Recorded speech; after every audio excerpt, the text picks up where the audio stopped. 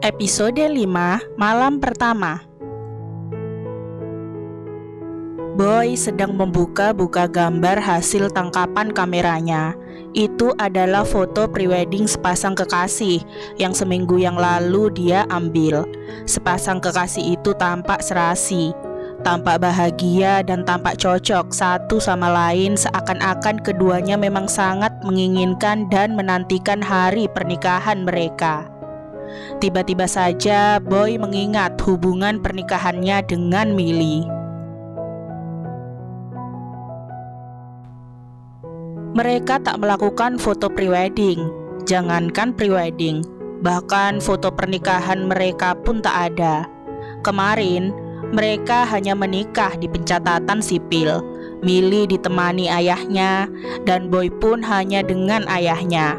Tak ada pesta, dan mungkin tak ada yang tahu jika mereka sudah menikah kecuali keluarga masing-masing. Kadang Boy berpikir, apa dia terlalu jahat kepada Millie? Bagaimanapun juga, Millie adalah seorang perempuan, dan biasanya seorang perempuan memiliki banyak bayangan indah tentang pernikahan mereka. Namun, Boy tak bisa memberikan hal tersebut pada Millie. Biarlah, toh ini kesalahan bersama kan? Andai saja Millie tidak hamil, mungkin hal ini tak akan terjadi.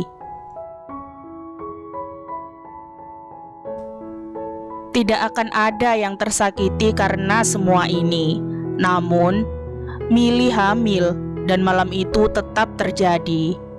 Boy menghela napas panjang. Bayangan malam itu pun tiba-tiba keluar dalam ingatannya.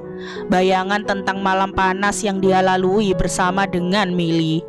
Boy memang mabuk saat itu. Namun kini, Boy sedikit demi sedikit dapat mengingat bagaimana malam itu terjadi.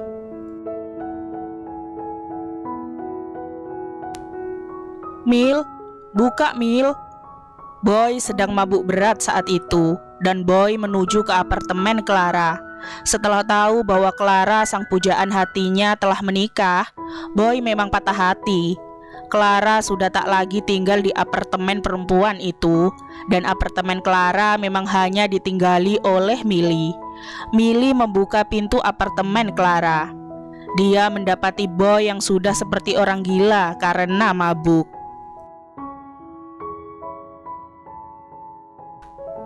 "Duh, kamu ngapain sih kesini, Boy?" tanya Millie kemudian. "Minggir, aku mau tidur." Boy menerobos masuk. Millie mengikuti Boy sampai ke dalam kamar Clara yang kini memang ditempati oleh Millie. "Kamu gak bisa gini terus, Boy. Kamu sudah seperti orang gila, tahu gak?" "Orang gila? Bagaimana aku gak gila kalau orang yang kucintai menikah begitu saja dengan lelaki lain?"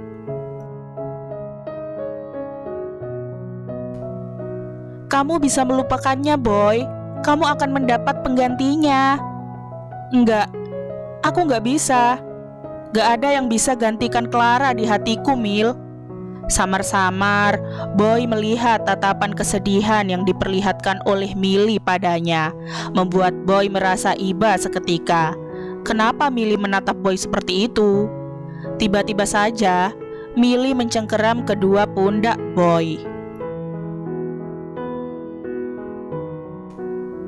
"Boy, lihat aku. Selama ini, aku selalu ada di sebelahmu, mencintaimu tanpa syarat apapun. Tapi kamu tak pernah sedikit pun melihatku." Boy membulatkan matanya menatap ke arah Millie dengan tatapan tak percayanya. "Enggak, kamu gila. Mana mungkin kamu..."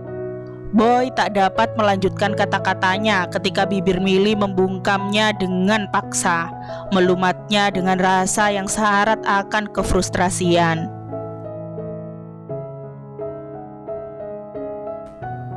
Seperti seolah-olah bahwa selama ini Millie telah memendam cinta yang begitu dalam untuk Boy. Tanpa disangka, Boy ternyata membalas lumatan bibir dari Millie, membalasnya sepanas mungkin. Hasratnya selama ini kepada Clara tak pernah tersampaikan. Mungkin dengan kehadiran Milly semuanya akan sedikit meringankan bebannya. Pada akhirnya, keduanya sama-sama hanyut dalam perasaan masing-masing. Sedikit demi sedikit, Boy mendorong tubuh Milly mendekat ke arah ranjang. Sesekali jemarinya membantu Milly melucuti pakaiannya, sedangkan bibirnya seolah tak ingin meninggalkan bibir Milly yang entah kenapa terasa begitu memabukkan. Astaga, Boy tidak pernah merasakan yang seperti ini sebelumnya. Gairahnya seolah-olah terpancing begitu saja dan tak bisa dikendalikan.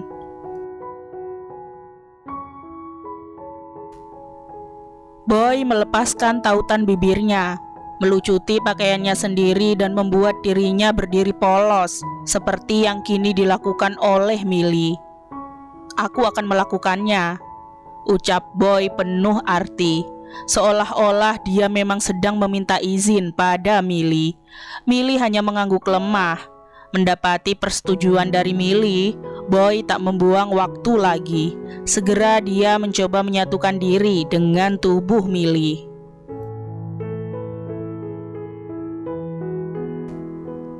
Boy menggelengkan kepalanya cepat saat bayangan erotis itu menari-nari di kepalanya. Sial, apa yang sudah dia bayangkan? Kenapa dia jadi semesum ini? Boy bahkan merasakan bukti gairahnya menegang seketika saat mengingat malam panas yang dia lewati bersama Milly itu. Sialan Milly, bagaimana mungkin perempuan itu menggodanya seperti itu? Dan cinta.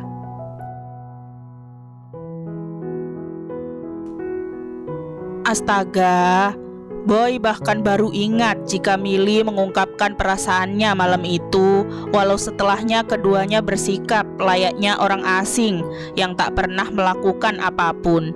Sial. Entah kenapa tiba-tiba saja Boy ingin menghubungi Milly. Apa yang dilakukan perempuan itu saat ini? Apa dia sedang sibuk? Atau apa perempuan itu sedang memikirkan dirinya?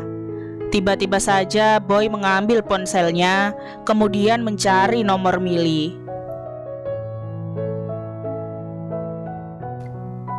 Sial, apa yang dia lakukan? Menghubungi Milly? Yang benar saja, Boy kembali menyimpan ponselnya dan mencoba mengenyahkan semua bayangan masa lalu tentang dirinya dan Milly. Tidak, tak bisa seperti ini terus. Dia harus melupakan malam itu. Dia harus melupakan pernyataan cinta Milly di malam itu. Semua itu hanya pengaruh alkohol, oke?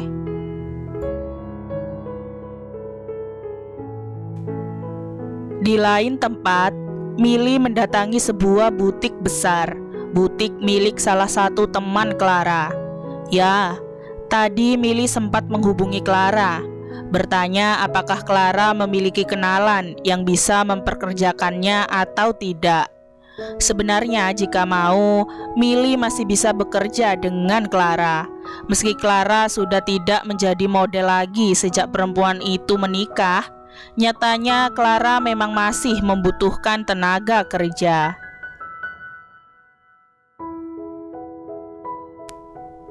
Namun, Milly berkata bahwa dia hanya ingin bekerja paruh waktu dengan kondisi kehamilannya saat ini. Karena itulah Clara tadi merekomendasikan Milly ke salah satu kenalannya yang memiliki butik. Milly sempat ragu. Butik itu terlalu besar dan tak seperti yang dia pikirkan. Namun Milly tetap melakukan apa yang dia inginkan. Dia akan tetap bekerja untuk mengisi kekosongannya dan untuk menambah tabungannya.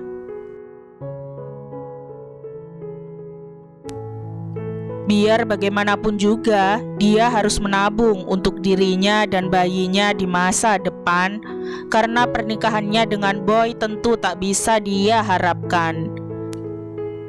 Milly memasuki butik tersebut, kemudian dia disambut oleh salah seorang pegawai.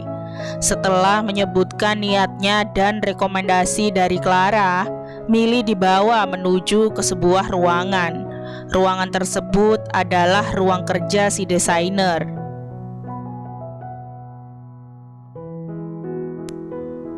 Namanya Kirana, salah satu desainer ternama di negeri ini. Mili jelas tahu siapa perempuan itu. Bahkan Mili juga tahu salah satu gosip yang pernah ramai diperbincangkan tentang perempuan itu. Kirana adalah mantan kekasih Boy. Kenapa Clara merekomendasikannya untuk bekerja di sana?